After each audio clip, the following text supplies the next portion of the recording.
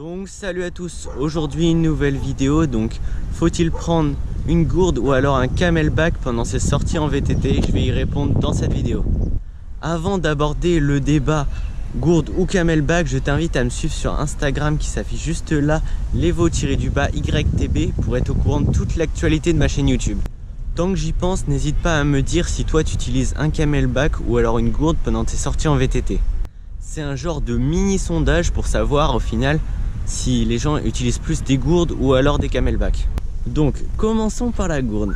Par contre, tous ceux qui regardent cette vidéo et qui ont un cadre avec le positionnement de la suspension qui permet pas d'accueillir une gourde, désolé pour vous, mais vous n'avez pas le choix, vous devez passer sur un camelback. Donc moi ça tombe bien parce que sur mon cadre, la suspension ne gêne pas et ça permet d'accueillir une gourde.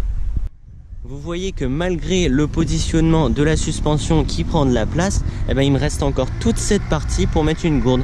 Tandis qu'il y en a, la suspension passe pile au milieu et il n'y a pas de place pour mettre la gourde. Donc personnellement, je trouve que le premier avantage de la gourde, c'est qu'en fait c'est facile à boire. Tu peux garder une main sur le guidon, hop, tu prends comme ça, tu bois un coup et c'est fini. Donc en fait ce qui est bien, c'est qu'il y a cette facilité de boire. Que tu sois en montée ou sur le plat, tu prends ta gourde à une main, hop, tu bois et voilà, tout court. Alors le deuxième avantage de la gourde, en fait, c'est que c'est pas encombrant. Tu la mets au milieu de ton cadre sur le vélo, donc au moins t'as pas de sac à te trimballer derrière qui bougerait en descente et t'embêterait. Là t'es tranquille, la gourde est sur ton vélo, ça bouge pas. Normalement si t'as un bon porte-gourde, elle va pas partir. Alors l'inconvénient de la gourde, c'est que t'as pas beaucoup d'eau. Tu as environ 500 ml par gourde et tu mets un porte-gourde sur ton vélo. Bon, tu peux en mettre deux, mais bon, au final, pour une sortie, ça te fera entre 500 ml si tu mets une gourde et 1 litre si tu mets deux gourdes.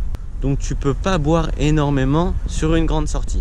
Alors maintenant, passons au camelback. Donc pour ceux qui savent pas, le camelback, c'est un sac que tu prends pendant tes sorties en VTT où à l'intérieur, il y a une poche à eau qui fait 1 litre, 2 litres ou 3 litres.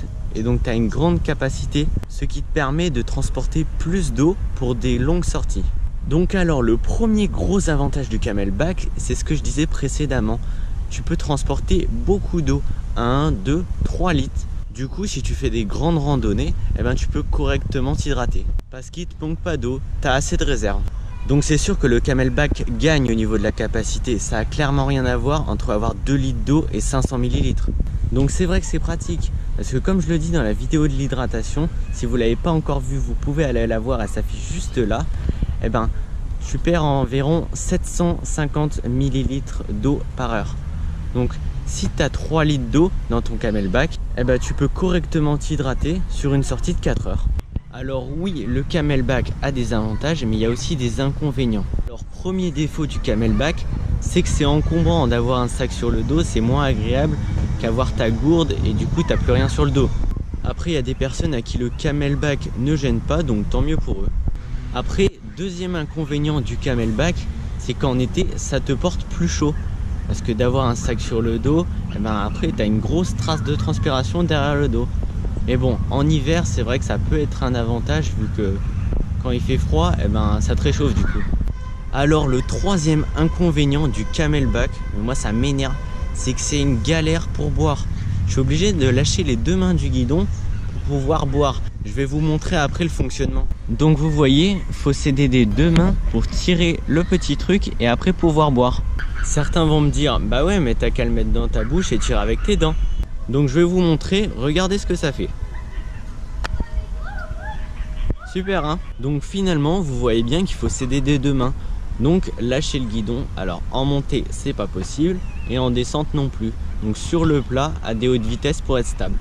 Donc finalement on peut pas vraiment boire quand on veut avec un camelback.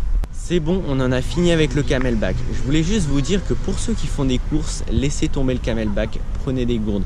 Vous n'allez pas vous traîner le camelback dans le dos pendant toute la course.